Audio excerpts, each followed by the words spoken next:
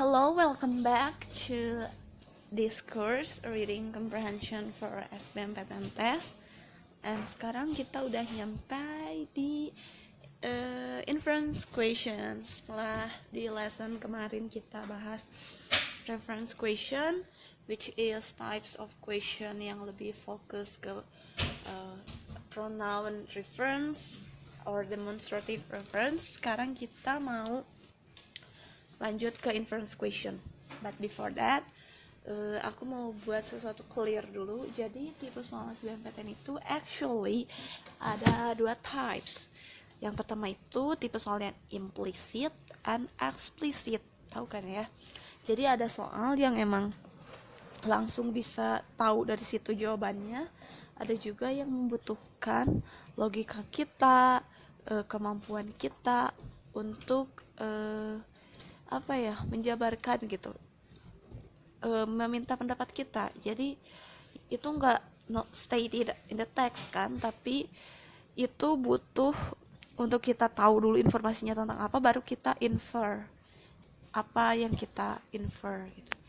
And that kind of case masuk ke inference question. So inference question itu yang kayak gitu. Inference question is a type of question about the meaning of a line, misalkan bisa juga paragraph or passage, and ideas yang ditanyain itu, as I mentioned before, not directly stated in the text. Jadi perlu kemampuan kamu untuk infer apa maksud dari teks itu. Nah, ini common question yang biasanya ditanyain ketika soal nanyain kamu untuk infer. First, suggest. Dengan kata suggest ini means dia minta kamu untuk infer. Jadi ini gak mungkin ada not stated in the text, tapi kamu harus paham sama konteksnya.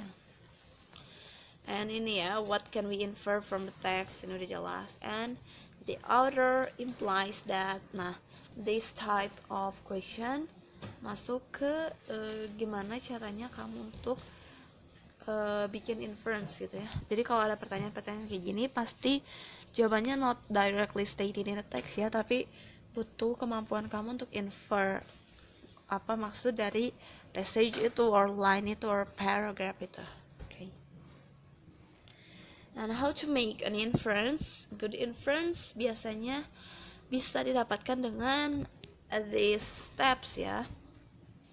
Sepengalaman aku juga dan berdasarkan beberapa informasi. Pertama, read the passage all the way through. Jadi sebelum kamu bikin inference, kamu harus ngerti dulu itu tentang apa. Bisa kan untuk ngetahuin itu tentang apa with a brief, dengan waktu yang singkat gitu ya. Cukup di skim dan kamu bisa tahu itu tentang apa. Next, make it on your own words. Jadi setelah tahu itu tentang apa, kamu coba buat itu tentang apa sih dengan bahasa kamu sendiri gitu, tanpa ada satu atau dua kata yang murni dari teks itu gitu. Jadi coba buat kata-kata kamu sendiri. And then evaluate the answer choice based on your inference. Jadi setelah bisa di restate, di rephrase sama bahasa kamu sendiri, coba dicocokin dengan option. Kalau ada option yang sesuai, ya that's the answer. Tapi kalau belum, ya eliminate the wrong answer. Yang menurut kamu wrong yang mana ya. And these are some common mistakes in answering this kind of question. Jadi banyak banget yang too focus on the details. Padahal yang ditanyain itu keseluruhan, entire passage. Tapi terlalu fokus gitu. Padahal kan aku udah bilang kalau jenis ini tuh not stated, nggak akan mungkin bisa directly ada di teksnya gitu. Jadi jangan terlalu fokus sama detail, tapi summary lebih ke summary ya, aku bisa bilang itu tentang apa semuanya, nanti kamu bisa simpulin. Okay? And some common question juga suka ada yang distorting the passage. Jadi nggak semuanya dimasukin, tapi cuman ada yang beberapa misalkan ini ngebahas tentang gejala global warming, itu aja yang dibahas, yang diinfer. Padahal sebenarnya di teks itu tuh nggak cuma ngebahas tentang itu, tapi ada juga penyebabnya, or kapan terms ini mulai dikenalin. Jadi kalau kamu cuma bilang and kamu cuma infer about gejala dari global warming, that's wrong choice gitu ya. And coba kita cobain ya latihan exercise supaya bisa makin mantap. Nah, kecuali kalau yang kayak gini, it can be inferred from paragraph 2. Ini berarti nggak meminta kamu untuk skip, untuk baca whole passage, but just paragraph 2.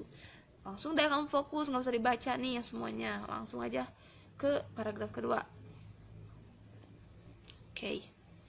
Nih, kita baca dulu ya, ini tentang apa. Jadi katanya the most noticeable explosion in the information and communication technology revolution was the creation of the World Wide Web.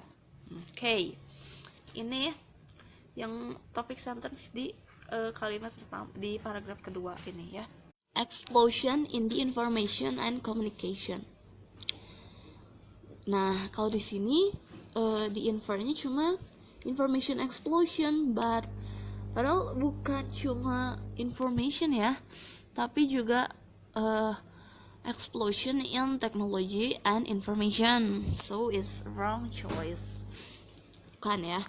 Dan aku udah bilang kan kalau misalkan infer itu kita nggak bisa cuma dari satu sentence aja, beda kayak nyari main idea or topic. Tapi kalau ini tuh harus dari semuanya, a whole paragraph. Itu paragraph 2 tentang apa, kamu cari, kamu rephrase dengan bahasa kamu sendiri dan di evaluate. Okay. And then for option B ya enggak, coba dibaca ya. Option B ini sebenarnya a contradiction. So it is a contradiction. Lihat nih di akhir dari sini, this technology now allowing readily available information for everyone regardless the geographic location. Jadi justru informasi yang tersedia itu tanpa mengenal batas geografis. Tapi ini disebutinnya depending on geographical location, so it's wrong answer. Croatia A and B is wrong answer. Next, yang C katanya. In the information age, people are networked together through technology. I think it makes sense because ini mencakup keseluruhan. Jadi nggak cuma restate. Kan kalau tadi yang option A itu cuman ngebahas yang ini ya, ini doang. Yang option B cuman di sini doang, di sini doang. Tapi kalau option C ini nggak ada apa ya? Nggak ada gak sih coba satu sentence yang nyeritain tentang ini, tentang network people through technology? Enggak kan? Nah, jadi coba lihat yang di ya. Yang di terms about global village ini cuma dijelasin di sini doang, di sentence ini doang. Ingat aku bilang kan jangan terlalu fokus sama detail, karena ini mencari inference, make an inference. Jadi enggak perlu detail gitu ya. Jadi kalau ini detail, ini juga detail, ini juga detail, that's the wrong answer ya. Nah ini yang I, World Wide Web was created to answer bla bla bla. Ini ada World Wide Web, tapi yang C ini beneran gak ada. Ini berupa summary. Nah ini yang aku bilang, ini yang a good inference itu yang kayak gini. Jadi nggak cuma nge-restate paragraph or sentence 1, sentence 2, tapi semuanya, mencakup semuanya.